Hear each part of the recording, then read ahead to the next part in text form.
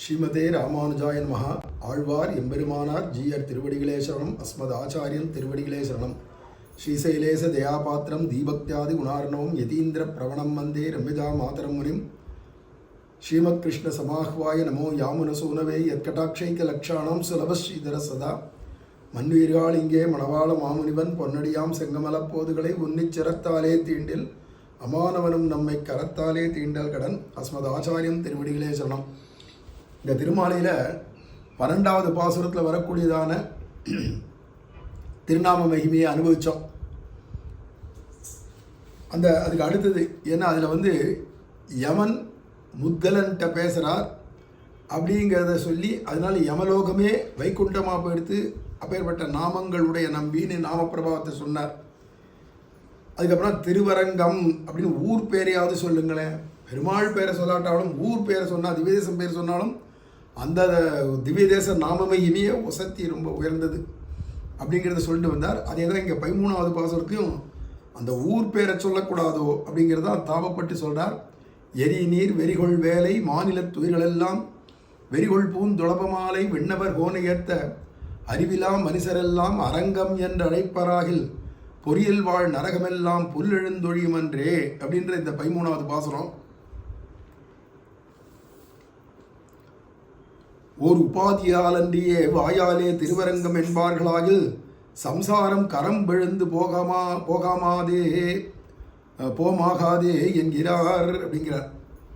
கரம் விழுந்துன்னா புல்லு மண்டி போகுது. என்ன அப்படின்னா எந்த காரணமும் இல்லாத வெறுமை ஊர் பேரை சொன்னான். ஸ்ரீரங்கம் எவனோ ஸ்ரீரங்கத்தை பற்றி இன்னொருத்திட்ட சொல்கிறான். அங்கே போனால் அவனுக்கு இந்த சாமான் கிடைக்கும். ஸ்ரீரங்கத்தில் எங்கள் உறவுகாரா இருக்கா அப்படின்னு ஏதோ ஒரு காரணத்தை காட்டி ஸ்ரீரங்கம்னு அவன் வாயிலேருந்து வந்துடுத்து, திருவரங்கம்னு வந்துடுத்து, இல்லை பெரிய கோவில்னு வந்துடுத்து. அது மாதிரி அந்த திவ்ய தேசத்தினுடைய பேர் வாயில் வந்தால் கூட அந்த நாமத்தை சொன்னால் கூட போருமே. அப்புறம் என்னடா இந்த சம்சாரமே அவனை பொறுத்தவரைக்கும் புல்லு மண்டி போயிடுமே. அதுதான் பொறியல் வாழ் நரகமெல்லாம் புல்லெழுந்தொழியுமன்றே. நரகம்ன்றது யமலோகத்தை மட்டும் சொல்லலை. நரகம்னு சொன்னால் சம்சாரமே நரகம்தான். அத்தனைவ நரகா சந்தின்னு பாகவதன் சொல்லுது. இந்த பூமியிலேயே நரகம் இருக்கு. இங்கேயே எண்ணெயில் பொரியறதும் நம்ம தளிகை பண்ணிச்சவே எண்ணெயை நம்ம வடை பண்ணலான்னு வச்சுருப்போம், அப்பளம் பொரிக்கலான்னு வச்சுருப்போம். நல்லா காஞ்சிருக்கிற எண்ணெயில் எங்கேருந்தோ ஒரு பூச்சி பறந்து போய் சப்புன்னு அதில் விழுந்துடும்.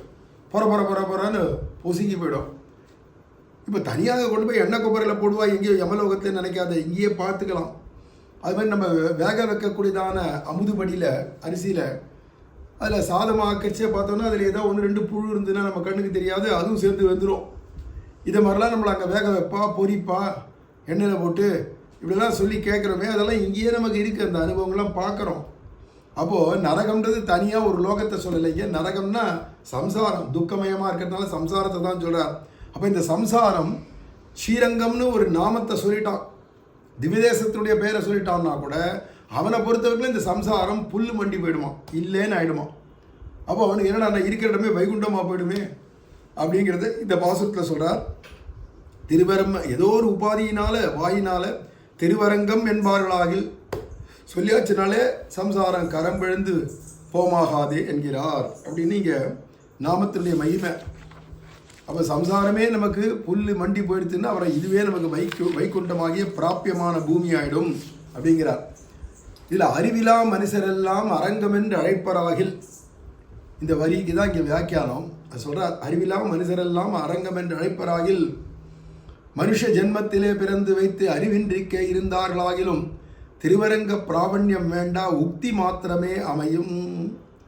இவன் மனுஷன் ஜென்மத்தில் பிறந்துட்டான். ஆனால் மனுஷ ஜென்மத்துக்கு ஒரு விவேகம் ஒன்று இல்லையா? விவேகம்னாலே எது நித்தியம் எது அனித்தியம் அப்படிங்கிற விவேச்சனா புத்தி கொண்டு தெரிஞ்சுக்கிறதுக்கு தான் விவேகம்னு பேர். அப்போ நித்தியமானது பரபிரம்மஸ்வரூபமான வைகுண்டம், அதுதான் நித்தியம். ஆத்ம விஷயம் ஆத்ம லாபம் தான் நித்தியம்.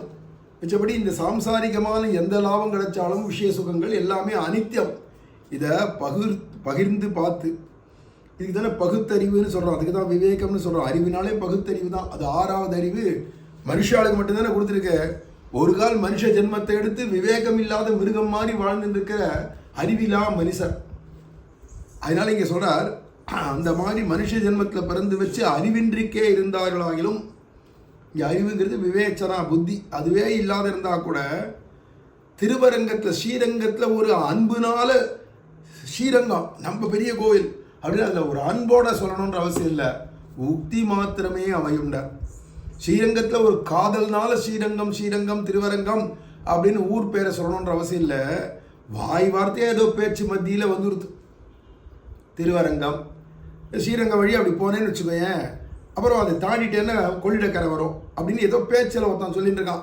அவனுக்கு ஸ்ரீரங்கத்துக்கு சம்பந்தமே இல்லை, ஸ்ரீரங்கத்தில் அவனுக்கு ஒரு காதலும் இல்லை, ஸ்ரீரங்கத்தினுடைய மகிமையும் தெரியாது, அது ஒரு திவ்ய தேசம், தலையான திவ்ய தேசமும் தெரியாது, இங்கே பெரிய பெருமாளும் நபெருமாளும் இவ்வளோ உற்சவாதிகளை கண்டறிடான்னு தெரியாது, எதுவுமே அதை பற்றி தெரியாது. அதில் அவனுக்கு ஆசையும் இல்லை, அதில் ஒரு பிராவண்யம் பிரேமையும் இல்லை. அப்படி இருந்தால் கூட ஆனால் அவன் திருவரங்கம்னு சொல்லிட்டானா அந்த உக்தி மாத்திரம் வாயினால் நுனியினால் ஸ்ரீரங்கம் திருவரங்கம்னு சொல்லிட்டானாலே அது போருமே அப்படிங்கிறார். உக்தி மாத்திரமே அமையும். அப்போ பகவானை உணர்ந்து பகவான் நினச்சிண்டு நீ நாமம் சொல்ல வேண்டாம். பகவானுடைய நாமத்தை சிந்தனை இல்லாத வெறும்ன நாக்கு நுனியினால் நீ ஏதோ காரணத்துக்காக பேசினா கூட அது எப்படி தாரகமாக அமையிறதோ, நம்மளை கரையத்துறதோ, அது மாதிரி பகவானுடையதான திவ்ய தேச பேரும் அதே மாதிரி தான், அந்த நாமமும் அதே மாதிரி தான். உக்தி மாத்திரமாக சொன்னால் கூட போகும், அது நமக்கு சாட்சாத் வைகுண்டத்தை இங்கேயே கொடுத்துரும், ஆனந்தத்தை. ஏன்னா புல்லெழுந்தொழியும் என்றேன்னா புல்லு மண்டி போயிடும் சம்சாரம்னு சொல்லியாச்சுன்னா, இப்போ இதுவே பிராப்பிய பூமியான வைகுண்டமாக போயிடும். அப்போ இவனுக்கு இங்கேயே வைகுண்டம் தான். அப்படி திவ்ய தேச பேரை சொல்லு, இல்லை நாமத்தை பெருமாள் நாமத்தை சொல்லு, இதுவே உனக்கு பிராப்பிய பூமியான வைகுண்டம் அப்படிங்கிறது தான் இந்த பாசுரங்களில் காட்டின்னு வரார்.